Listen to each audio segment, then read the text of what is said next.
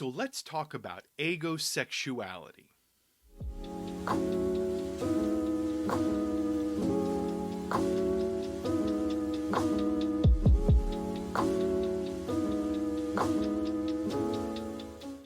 So if you're a follower of the Ace Data Device project on other platforms, particularly TikTok, you know that there's often in the video content I make lots of discussions about asexual microlabels and identity labels under the asexual umbrella. Now, one of those identity labels that gets a lot of response from people and generates a ton of conversation is agosexuality. It's something that many people have never heard of, but many people who are thinking about asexuality or considering that asexuality may be for them, they find a lot to relate to in agosexuality. So I thought it would be useful to make a video about agosexuality, explaining a little more deeply what it is, what the experience is like, and how you can be agosexual and move through the world. What is agosexuality?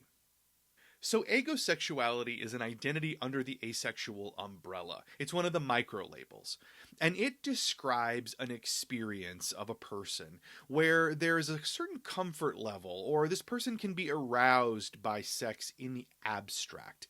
Maybe that's thinking about sex, fantasizing about it. Maybe that is consuming content that contains that kind of imagery. Maybe that means just the sort of the activities that one can do with oneself. That notion of sex in the abstract. But this person then has a very difficult time putting themselves in that in reality. There is not a comfort level with actually doing it. So an agosexual person will feel comfortable with the idea of sex, but really have a hard time seeing themselves in that for real. So agosexuality is describing someone for whom there is a disconnect between themselves and sexuality. Originally, agosexuality was called autocorosexuality. It was a term coined by Dr. Anthony F. Boggart. And that was a word that roughly translates to sexuality separate from the self. The reason we don't use autocorosexuality so much anymore is because when Dr. Boggart created it, he deemed it a form of a paraphilia. And that created some very demeaning and unpleasant connotations about agosexual people that the community of agosexual folks didn't appreciate. So they wanted to find another word for it. And that's where we get agosexual, which roughly means sexuality without self. So agosexual people can engage in sexuality through enjoying sexual content. They can enjoy fantasizing. They can engage with sexual ideas and content in that way, but they're never really seeing themselves in that situation. They're not placing themselves in that context. There's a level of discomfort there that doesn't work for them. Does agosexual mean you're ace? Yes. So agosexuality is one of the microlabels under the asexual umbrella. So it is considered part of the asexual experience. It's not something that everyone in the community is, but if you're agosexual, you are considered to be part of the asexual community. It's considered one of the ways in which people can experience that large umbrella idea of asexuality. Can you be agosexual and something else? So yes, you can use agosexual with other words under the asexual umbrella. An important thing to remember about microlabels like agosexual is that they often are describing very specific experiences and ways that someone can relate to sexual attraction, sexuality, and sexual activity. So multiple microlabels may fit someone based on how they are experiencing attraction and relating to sexual activity. So yes, you can be agosexual and use other words under the asexual umbrella if those words fit your experience. You don't have to pick one and be done. You can choose the words that best describe your experience, and if multiple words fit your experience best, then you should use multiple words.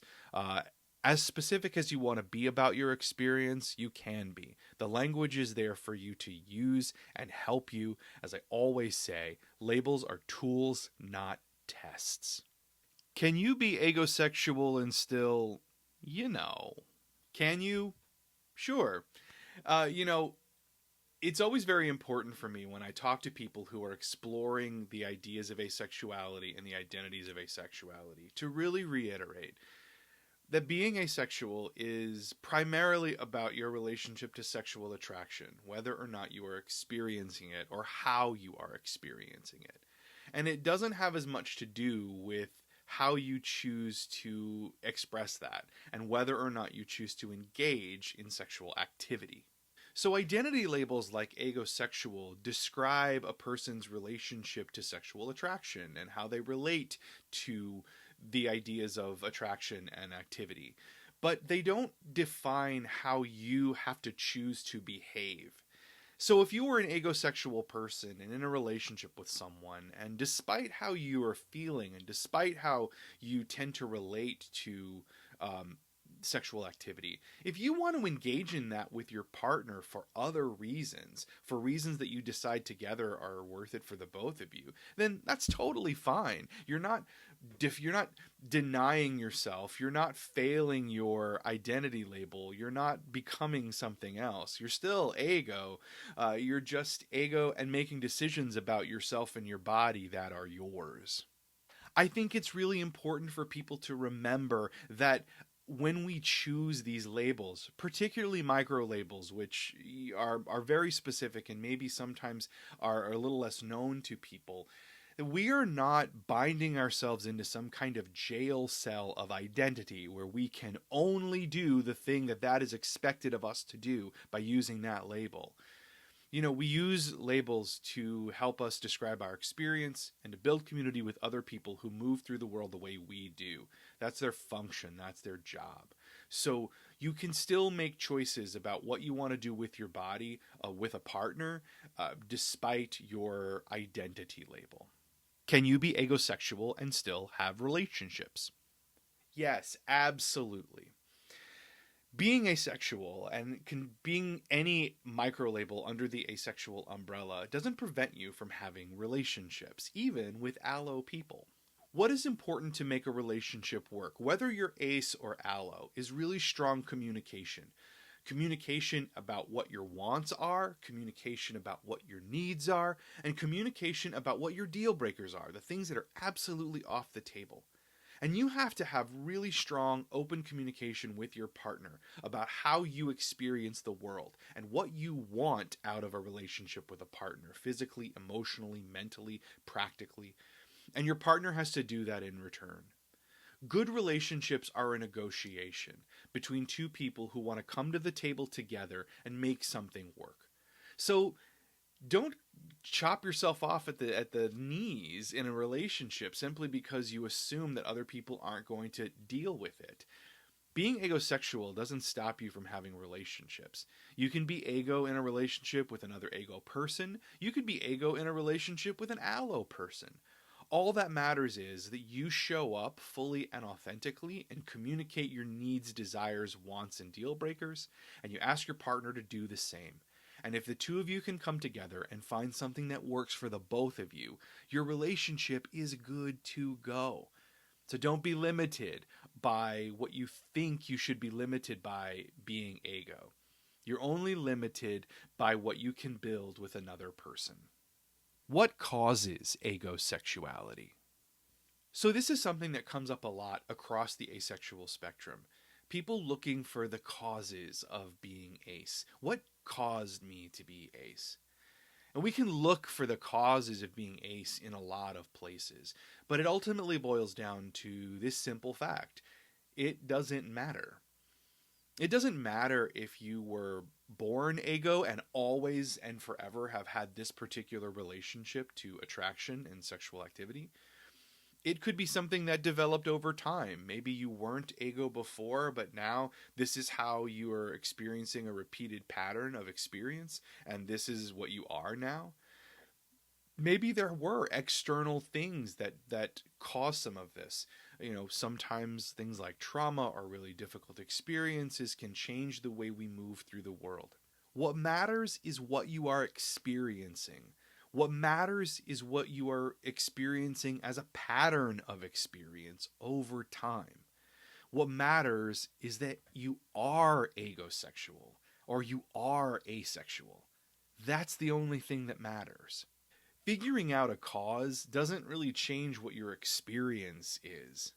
It's perfectly okay if you think that there may be some physical things specifically happening to you to check those out. We should always be aware about what's going on in our bodies and when our bodies behave differently than they used to see what might be happening there. But it isn't okay to assume that every asexual experience and every asexual identity has at its root cause something wrong with you. Sometimes being asexual is just who we are. Actually, that's a lot of the time. Being asexual is just who we are. It's just how we're built, or it's how we evolve, or it's how we are moving through the world in this particular moment. It's important to embrace that. Searching out the causes of your asexuality really only postpones an important process, which is you coming to accept, embrace, and live a full ace life. You want to get to that process. So stop getting in your own way by trying to seek out the causes wherever they may be. Don't worry so much about the causes unless you think there is legitimately something physically wrong with you. And learn to love your aceness. Lean into your aceness. Live in your skin and in your experience. That is the best gift you can give yourself. As always, thank you so much for supporting the channel, and I look forward to seeing you in the next video.